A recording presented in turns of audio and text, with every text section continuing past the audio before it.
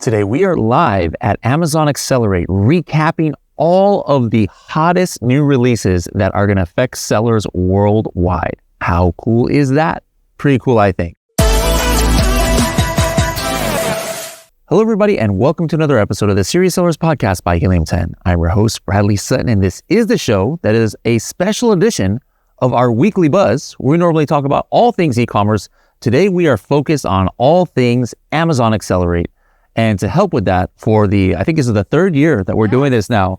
Andrea from Amazon. Thank you so much for having me. It's always a joy to talk to you, especially because I feel like you're the person who knows it all. Okay, I don't know about that, but when it comes to how important this is for sellers, right? And you're here always representing, and I love talking to you on and off the podcast. So thank you for having me again. This is so cool. Thank you for being here. We were just talking about this off camera. This is your fourth. You've been to all the in-person. This is only my third. But any just overall differences that you've seen as from the first to now? It's really easy to say this, but it just keeps getting better. I feel like every single year we get much more intentional about what we are bringing for the sellers, and we are working backwards from what is the best experience that they can have, and let's start there. For me, it's been a joy to see how from the first Amazon Accelerate to today, we have more people coming, more people having fun, because at the core of it, that's what I think is important. More people networking, finding other sellers to build a community. And I think another thing that is super exciting to see is how people are coming because they see that there's support in the seller cafes. There's account managers that are here to help you in person when you don't get that a lot in person. So that's one of the biggest opportunities here, and to meet Amazonians that are also here to get to know you and to hear your stories, because being part of the seller external relations team that I am now, I think one of my favorite parts is we get to tell the seller stories, right? And we get to hear them in the first place and be part of the amplification. So to me, it's been the best, really, to be part of every single year of this journey. Yeah, I think it's important that we talk about this just a little bit before we get into the new releases, is all the other reasons to come to Accelerate. There's so many. People are listening to the weekly buzz, so if it was just about the new releases, they could just wait until this episode comes out. Or let me find out what the new stuff is. I don't need to go to Seattle. But one thing that's important you mentioned is actually probably my favorite thing or most impactful of Accelerate is the Seller Cafe. You don't know how many stories I've heard of sellers who have had an issue that they couldn't resolve after a month, even a year sometimes, but they get in front of the right person in Seller Cafe and in 15 minutes, it's solved. I actually told somebody about that, and he flew here from Israel. He came here from Israel. He was a seller, and he's like, hey, I need to get this solved. I haven't heard if he got it solved. I'm pretty sure he's going to, but it just shows that sellers understand the power of Seller Cafe, where, when else are you going to get face to face with somebody from here in Seattle, from top customer service teams who can solve your problem? So that in itself, for some sellers who have big issues that are very complicated, it could mean thousands, hundreds of thousands of dollars, a 15-minute meeting that you have here. Yeah, and dedicated time too, right? And it's, as a seller, I feel like you come here and you have a good 3 days of dedicating time to some of the things that maybe you put off because as an entrepreneur, you're doing a million things at once. You're wearing a lot of different hats. You're learning so many things on the go. And these 3 days, you can dedicate them to just maximizing your time as a seller in the Amazon store. Yeah, absolutely. And I think you mentioned networking too. There's no place in the world outside of China where you have so many sellers in one place for an Amazon event. And so I mentioned China because I went to an event put on by Amazon there once, and it was 10,000 sellers. Wow. That was crazy. But at that that's level, almost too many. Yeah, about that, at that level, it's hard to even network. There's so many people. But I always have said at events, networking is so important. My very first Amazon event was in 2016, and people I met there are still in my network, today. So that's another reason why Accelerate is important. And then it's good just to have fun too.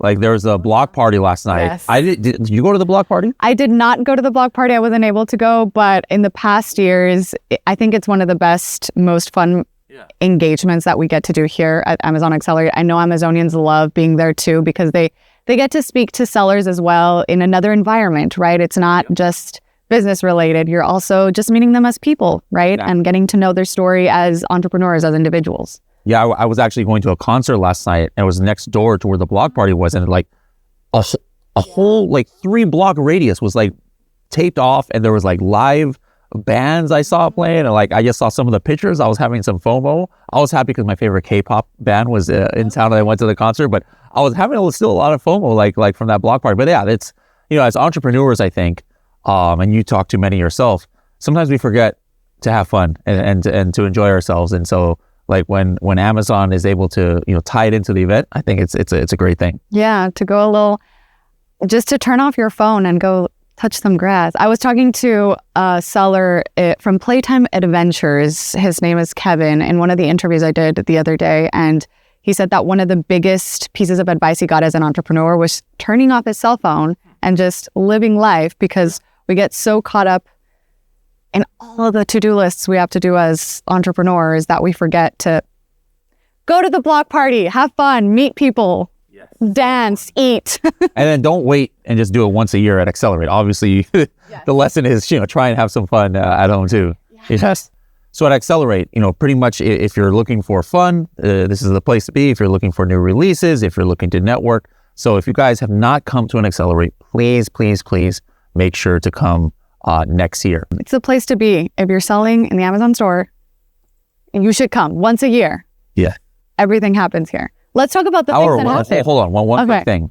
However, if you're trying to be on a carnivore diet like me, it's very difficult because there's so much good food here and ice cream stands and all this stuff. I was tempted. Oh no. I might have failed and gone against my diet. But anyways, other than that, it's great. But yeah, like you said, we're here to talk about all of the new releases, and there was a lot of them. If you were to look just on LinkedIn at you know, Amazonians posts about and the press releases and stuff, you're not going to see this one thing. I'm going to ask you, like, have you ever, or do you know what the word commingled inventory is? Have you ever heard that? I hadn't until this Accelerate, and it was because so many people posted about it on LinkedIn. I was like, wait, what is this? And I heard it on the main stage, and I was like, I think that it's one of those terms that unless you're a seller. Yes, exactly. Tell me, what is it? Yes. Okay. So here's the thing. And the reason why I'm bringing this up first is actually, to me, it was the most like, what? I didn't see that one coming. And like, wow, that's actually kind of game changing. And people broke into spontaneous applause when it was announced. And I'm not sure Amazon was expecting that, because it's like not even in any of the press releases. We'll talk about and all the stuff in the press releases is good. Yeah. But basically what happens is let's say I'm selling these cups here. And as an Amazon seller, I don't want to use the Amazon, what's called the FN SKU, like the barcode, right? Okay. I just want to use my own UPC, which all products have anyways. And so I can put my UPC on there, and then that I put in as commingled inventory. But what that means is 5 other people could come in, and maybe they're selling the legitimate product, and it has that same barcode. So since everything has the same barcode, what I'm sending in, what you're sending in, what they're sending in, it gets into Amazon all together. So what happens sometimes... But it's the same product coming from the same... Theoretically. Okay. But what happens is, you know, there are some nefarious characters out there who either purposely or they're trying to take advantage. They'll send in maybe something similar, but not high quality, and it'll have that barcode, but now it's mixed in. So I'm this brand that developed this, you know, high quality product, but somebody, you know, comes in with an inferior one, just trying to, you know, to steal the buy box and things like that. But it's all mixed together. So somebody gets one of the nefarious characters' cups and has a bad experience, and they leave a bad review on my listing, but it's untraceable. You know, it's like untraceable, like you don't know which seller it came from. Now, this is not completely common, but it can affect anybody who does it. That's why me personally, I have actually taken the time to always use the Amazon labels. And so I personally have never had this problem, but at the same time, like, man, I really wish I didn't have to put another sticker on every single one of my products just for us. So I think that's why so many people were excited about that. I don't think it was completely clear yet how it's going to work, because they even talked about maybe a world without the label. So I'm sure announcements will come out. But yeah, that was like a big sigh of relief for many sellers out there. So in the simplest terms, what does this mean for a Amazon seller? It basically means that you no longer have to worry about having your inventory of your product mixed with any random seller's inventory. Like my inventory is mine, somebody else's inventory, even if they're selling on my listing. So then like maybe there is a problem and they don't have the right product, they're gonna be able to trace it to that seller. And like if a whole bunch of people leave bad reviews, they'll probably be able to get it removed and everything. And especially I think this affects like people who are wholesale sellers, arbitrage, things like that, who they often share the buy box, with other sellers, with 10 other sellers, and they're probably having to label every single one. And so, that was like the under the radar thing that I think probably blew everybody away.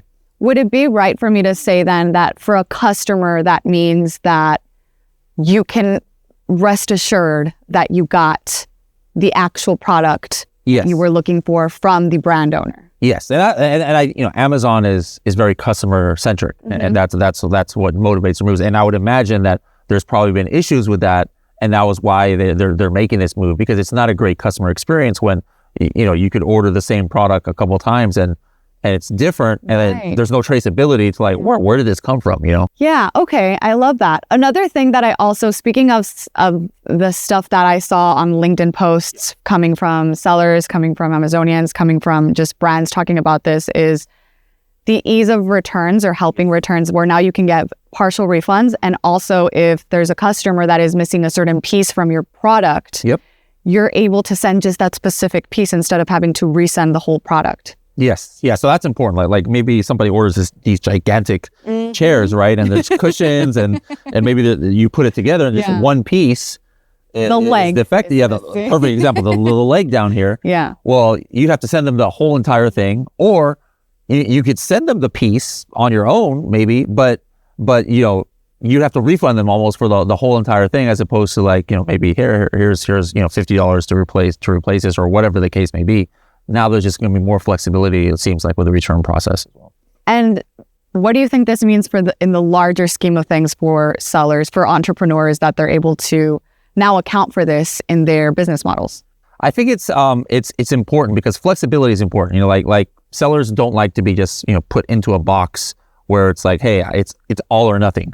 It makes them worry. It actually adds cost, right? Like hey, I have to factor in that if I have 3% of people are going to return, which you end up doing, things happen. But now that 3%, I have to factor in, that's going to be 100% losses, because I have to refund completely or replace the whole thing. Well, now that's a little bit less than your budget for these kind of situations. So that's definitely good for their profitability. I think that's a huge deal, because I have heard that be a pain point for some sellers, because for some reason or other, they have to account for larger refunds than usual or something like that, depending on their product. So I think that was that was a big one that I saw on LinkedIn. What were some other things that you really like? I know AI was a huge deal in AI was a theme. Yeah. From the very opening. Did you see how Andy Jassy, was talking about? He's like, hey, what's that 2-letter word that we're going to talk about? He also mentioned another thing I didn't realize. What is 25 years old? 25 years of celebrating. I was very excited about that. 25 years of celebrating independent sellers in the Amazon store. That's crazy how it's been. I know. Because I saw there's like Letterman's jackets they were selling for Did you get yours? I didn't get mine, but then I saw they all had 25, and I was just wondering about that. You can still get one. I can still get it. Okay. Yeah. All right. But 25 years, it is a huge deal for us, at least. We've been celebrating, that's part of what we do at Amazon too. We're always celebrating independent sellers, because they're a huge part of the Amazon store, right? And so 25 years of this for us means that we get to see it as a milestone of, okay, how did we start? Where are we now? How can we keep delivering? How can we bring in more people? What does it look like to have the next generation of entrepreneurs and future Amazon sellers come into the Amazon store? So I know 25 years was a big deal for us, and we're already looking forward to year 26. And then what is year 50 going to look like? How different are things going to be? How much better and easier are things going to be for people who want to start their business and start it with Amazon? Absolutely. And so that was a cool milestone. And then, going back to what you said about the AI, I think maybe one of the splashiest ones was this AI creative studio that is being released. Yeah. Like, are you much of a artsy person yourself? Or? You see, I feel like that is subjective. Okay. I think I am the Picassos of graphic design. No, maybe not. But I think I get along fine. But then every time I show some of my work to the creative team, they're like, we're just going to help you a little bit with this because it could be maybe a little bit, a lot of it. For me, it's not very subjective. I'm just a terrible artist. I cannot even draw a stick figure well. So like, as an Amazon seller, as an entrepreneur. As an entrepreneur, yeah. It's not great because it's like, hey, you need graphical assets for so much of what we do, whether we're talking about advertising, yes. Website, images for your listings. How people know you exist in the first place and want to click, right? So I think it's important to have the right type of help. And it's amazing that we're now able to offer that and make it a lot easier for people who, like me, maybe need a little bit more help than we think. I think people like me need a lot more help than that. But the basic thing is I think it's one of two things. For those of us who are not graphically inclined, it means that we either have to pay a professional a lot of money to do it, or we just don't do whatever aspect that's not 100% necessary. It's just like a nice to have, just because it's like, I can't afford to do that. I don't want to hire a full video team to make a video ad for my product, or I don't want to hire this team to edit all these images. And so we don't do probably things that we should. And now you're competing against the people who did do them. Exactly. Right? And it puts you in a lower position where you're wondering, why aren't people clicking or why aren't people seeing? It's because of those nice to haves that maybe now are turning into, you can do it. Yeah. Right. But now it's almost a need to have. Yeah. To really be successful on Amazon. And so now you can literally, like they were demoing, like you can literally say, here, take my product or take these images and just make me a 30-second ad for this product. And then a full video will come out, which, like 3 years ago, if you said that would happen. Wild to me. No way. I still can't, I don't know, like at this point, I'm like, am I old? Because like this seems so crazy. And I talk to my younger cousins who are like in their teens and they're like, sure, the like AI for them is second nature at this point. I'm like, how? It just started like a year ago. What do you mean? Yes. That I think is just going to be very game changing for those who have been reluctant to invest in creatives. Now it kind of levels the playing field, where some of these bigger, companies, like I might have thought as a smaller entrepreneur, I can't compete with their graphic team and all the creatives they do. But hey, guess what? Now maybe you can be a little bit on that level. The barrier to entry is a lot lower. I feel like that's another thing you asked me at the beginning. What has changed from the first accelerator to this? In only 4 years, I feel like the barrier to entry to be not just a seller in the Amazon store, but an entrepreneur in general is getting a lot lower. And what does this mean, not just for as an individual if you want to be an entrepreneur, but what does this mean at large of like creativity, how people are able to, it's a lot easier to, save money, save time, and let AI do all of those little things that were taking your time away, and you're able to focus on just doing bigger, better products and delivering better for your customers, right? So I think there's a beauty in how much AI is helping us in so short amount of time, right? Absolutely. Speaking of AI, another thing that if you mentioned cousins, I think I have a cousin named Amelia, but when we're talking about Amelia for AI, did you hear about that? What we're talking about? Yes. It also reminds me, we have an Amazon building called Amelia. You're saying Amelia. I would say Amelia. Amelia. I need to say it like that. No, I like the Amelia too. But yes, we have a building named Amelia. But tell me what it means for AI. So that was like the project name for a while. I think it was announced, might have been even announced last year at Accelerate, but now it's actually coming to fruition where it's like a seller assistant where it's generative AI, whereas sellers, we can go to Seller Central and start asking it to do stuff. But it's not just going to be, theoretically, I haven't actually tried it yet, but theoretically, it's not just going to be, hey, let me find out information, but you can now tell Amelia to do stuff, like to actually take action in your account, which is something that definitely was not announced last year. So, and this is on the Seller Central tool. Yes. And so now it's turning into just from a reporting tool into an execution tool. So it's much more involved and personalized in the things that you need as a seller, making it easier, making it faster. Am I right? That's what the seller is getting. Pretty much, because before, in Seller Central, it's like I, as the seller, have to go in and take action and I can see all the data, analytics and things, but then I have to do stuff off of Seller Central, or I have to go back and put more input. So theoretically speaking, there's gonna be a world very soon where you can actually see the data like normal, but then actually tell it like, hey, go and do this, or hey, go lower my budget. Amazing. This. Yeah, so that's pretty cool. It's just getting easier and better. What else are we missing? Go ahead. I She's thought excited. of one, but no, say your, okay, yes. Hurry up. That level of excitement, we have to go. We have to go with it first. Regional. Great minds think alike. Were we thinking of the same thing? That was exactly what I was going to say. Yes. Yes. So regional, this is like, I'm passionate about launch and launching products. That used to be my specialty before I worked at Helium 10. But this is very, like, I would have never even come up with this idea. So hats off to whoever came up with it. But sometimes we want to test something out, but we don't want to have, you know, like 300 units all at once, because there are so many distribution points in Amazon to really have coverage across the country. If I'm launching a product, you probably should send minimum 100, probably 200, 300 at the very minimum, so that it's, you know, distributed to all the states. Yeah.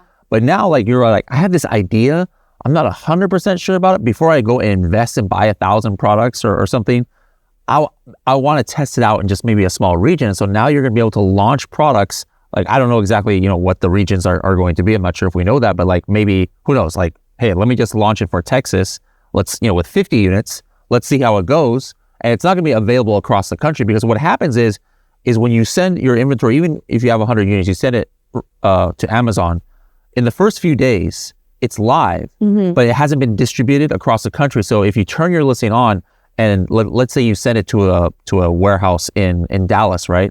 But we're here in Seattle, and I'm shopping on Amazon, and I click, oh, this looks interesting. Let me click on it, and I see, 3-week shipping. It doesn't take 3 weeks, but that's just what they put, because they're, you know, it takes time to distribute it. It's like, I'm not going to buy this. But now it's like, hey, let me just send this stuff to Dallas, and I only want people in the Dallas area or you know, general Texas area to see this, and it's kind of like you're in a bubble testing your product. So that's something I never even would have thought that we would ever do. That's interesting. I think that's also huge. Would I be right in thinking here that as an Amazon seller, if you are in one of your dashboards and you're looking at, oh, I'm seeing that this second product that I put on up in my brand store is doing very, very well in Florida, or it's doing very, very well in California.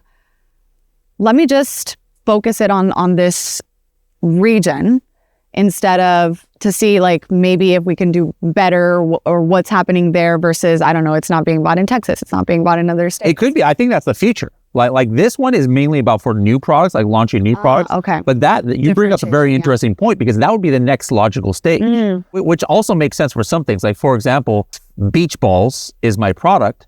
Like, is there a big need for me to advertise my beach balls in North Dakota? Like, maybe not. I don't know. What do you have against North Dakota? I don't have anything against it, but I just don't think they have much need for beach balls. They might need the beach balls in there. I don't know. Swimming pools? I don't know. Maybe, but I'm sure we could come up with other examples. You know, too, on the flip side, like really, really heavy coats that somebody in Minnesota definitely needs half of the year, but somebody in Miami never needs at any point of the year. So that would be the next iteration. So this would be interesting to see. Like, right now, it's just about like launching a product in kind of isolation. But then in the future, if this works, and now all of a sudden we can start maybe advertising at the regional level, or keeping our inventory there where it's not showing up in the search results and other places, that would be very interesting, I think. Taking notes for maybe in 1 or 2 years when we come back next time. Yes. Amazon Accelerate, we'll be talking about that. Yes. All right. So those powers that be at Amazon, you know, take some notes. Let me know if you want to talk about that idea further. You heard it from Andrea first. Yeah, she's the one who came over here. Love it. Love it. All right. Another thing that was an interesting announcement, and you guys will get more details in next week's episode or following week, because I was able to interview some of the product managers on the team, is A+ content. You know what A+ content is on when you're looking at an Amazon listing? No, Bradley, tell me, what is it? All right, so when you're scrolling and all of a sudden you see a whole bunch of cool graphics that's not part of just like the regular images, that's what's called A+ content. Okay. It's like a kind of like a way you can graphically talk about, you know, your product in a different way. Especially it looks good on mobile. And so historically, it's only that graphics or infographics or text. But now, from what they announced, is you're going to be able to start putting like shoppable content. Like there will be actually add to cart buttons. Like let's say you have other products in your store that you're cross promoting. And so I think that's big, because it's kind of like advertising without having to advertise. You're not going to get a pay-per-click on that. So like maybe I've got a coffin shelf, one of my coffin shelves, and I've got like some other spooky product I have, and I can just advertise it right in my own content. They're like, oh, I'll buy this coffin shelf. Oh, let me go ahead and get that bat-shaped bathroom rug. I do have a product like that. You do have the coffin shelf, bat-shaped bathroom rugs. Yeah. Yes. That's like what I'm known for, the coffin shelf. But that's true. I'm the least gothic-y, person you can imagine. But that's I don't want to say. I'm not going to say take advantage. But hey, if there's a community out there that has a thing that they like, I am very happy to supply it for them. In this case, spooky decor. What does that mean for a customer? So for a customer, now it's maybe less shopping time too. Like they might have gone around and eventually found that bat-shaped bathroom, or they might not have found it because they were searching for a coffin shelf. So now they're going to be exposed kind of like to products without advertising. It's not going to feel advertising because it's not an advertisement. And they're like, oh, wow, yeah, like I like coffin shelves. I would like a bat-shaped bath mat. Let me go ahead and add that to cart. And so it's going to kind of like show them products that they're probably interested in. Okay. That they didn't even realize existed. Depending on your past purchases, I'm guessing, right? So it is. It could be. No, but I don't think it's personalized. Like, it's like if you have a brand, usually, and you're going to use this section, like I'm only going to put products on there that make sense. Like if I have the teacup and I also sell coffin shelves, I'm not putting my teacup in my A+ content, because, like who wants to buy it? Unless it was like a spooky teacup or something. What would make a spooky, like a coffin shaped teacup or something? I don't know. Hey, there you go. Something I have a new product. I just go with a new product. In a regional place. We'll try that in Texas. Are they into those kind of things? I don't know if that would be your exact market. Maybe. Who knows? Yeah, I'm not sure. We're a very big state. But anyways, this is something that, like it can enhance the customer experience as well, because, especially a lot of these niche products, you don't even know these things exist. Like I've given this example before when I was selling wooden egg trays. One of my popular keywords that I would get conversions for in advertising was the keyword porcelain egg tray. Oh. And that blew my mind because I'm like, why would somebody searching for porcelain egg tray buy my wooden egg tray? And then it kind of dawned on me later. It's like, they probably don't know a wooden egg tray exists. If somebody's looking for a porcelain egg tray or a glass egg tray, that was another keyword I was doing, is they're kind of like looking for something fancy, something to display. So that's really what they're looking for. But they're like, oh, the only thing that's available is probably this porcelain one. So let me just type that in.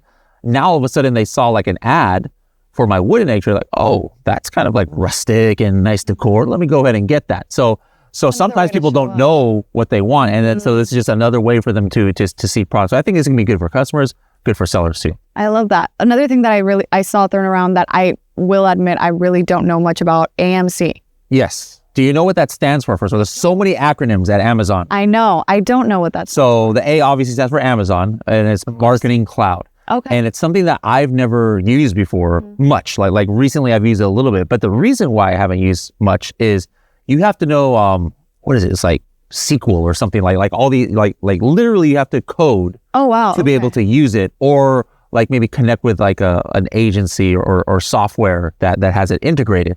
And so for somebody who's maybe a smaller seller, I'm not $1 million seller anymore, but I'm not going to go invest in learning how to do SQL, coding and different things like that. But now it's kind of like democratized for everybody. And so we're going to actually have another interview about that where somebody from that team is going to teach me about it, because I'm not one to teach about it. I know what it means. And basically one of the big benefits, and this part of it already launched a few weeks ago, is the audience targeting. So when we add this certain like demographic to our audience, it's actually way more likely to convert into a sale, because it's not just like, here, I want everybody to see this, which has a conversion rate in itself, like let's say it's 2%. But then if you're specifically going and showing this ad to a cohort that is very likely to buy, maybe your conversion rate's like 15%. So you can afford to have like a higher cost per click because it's going to convert. So it's very technical, I know, but another way that it makes it easier for Amazon sellers in the Amazon store to be able to get to the customer that actually wants what they want. Exactly. They're giving, right? And in the way that before now, sellers at my level and below probably haven't had realistic access to. I love that. Anything else big that you think we missed? Those were some of the main things. There's a lot of, smaller things. There's so many things, and it's hard to keep up because everywhere, and even things that are not even announced on main stage, you'll find out about them if you're in the pavilion on the first floor, when you're talking to representatives, when you're talking to other sellers. You learn so much. But I think we covered the very, very. Well, I have a question for you. I remember last year, did you have a former Seattle Seahawk on the stage with you for something? So I missed you on stage this year. Yeah. So did you do something like that this year? Did you have any programs that you presented? I did. I actually had 5 wonderful interviews where I had the opportunity to interview some Amazon sellers that are doing great. One of them was their brand is called Lalo. His name is Brendan. He's one of the founders, and they have a drink that is based off of kava. And what is that? Kava is a plant, and it helps you relax. Okay. And so it is a drink that it's not super saturated. The kava drinking market is not super saturated. So it's really interesting to hear from someone who decided to start a product that they didn't have much info for. They couldn't do that market analysis and who are competitors. And their biggest goal is to be the Red Bull of relaxation. Huh. So that was really fun. I got to be on stage with him. And then the biggest honor for me, at least, was that I got to give 3 sellers Force for Good awards. And basically what that means, similar to Justin Forsett last year, on the main stage, these are people who are able to beautifully balance being an entrepreneur, having a profitable, successful business while having an impact in their community and giving back in some way, either to their local communities or in the world, right? And so the 3 sellers that I was able to talk to were Playtime Adventures, Ezra Coffee, and Plant Therapy. All amazing products, and I think obviously that's the most important part, right? Amazing products. But from day one, these 3 brands intentionally wanted to give back in some way, right? So they have beautiful stories. We even teared up on stage. Audiences teared up with us. It was such a great thing for me, at least, to be able to not just speak to them, hear their stories, help them tell their stories, but also to award them, which it's a little something from Amazon to remind them that we support them, we're here with them, and we hear their stories, and we just want to continue to see them grow so that they're able to continue giving back to their community. So for me, that was some of the most exciting things. And I think that every year for me, it's just an honor, and it's so fun to be here and talk to all of the entrepreneurs who, some are just getting started, some come to Amazon Accelerate to get to know us, to get to know other sellers. They don't even know what they're doing quite yet. They don't have a super clear product in mind. And then others who have been here since the beginning, from 25 years that we've been here, right? So it's been great. I love it. Awesome. So back to that Force for Good, I think every year on the Weekly Buzz, we actually announce, because usually I notice in Amazon News when they put out I don't know if I want to call it a casting call or more like a open call, kind of hey, if you want to apply for this. So you've probably heard me talk about that. So if you want to get on stage next year at Accelerate with Andrea, then make sure to tune in to the Weekly Buzz, and we'll let you know when you're able to apply for that. All right. Well, this was our 3rd time together here. Next year, 100% sure. Let's make it a 4th. Yes, and Bradley. This time with everybody there out there having come. Thank you so much. It's always a pleasure to talk to you. Thank you so much. And I'll see you next year. Yeah.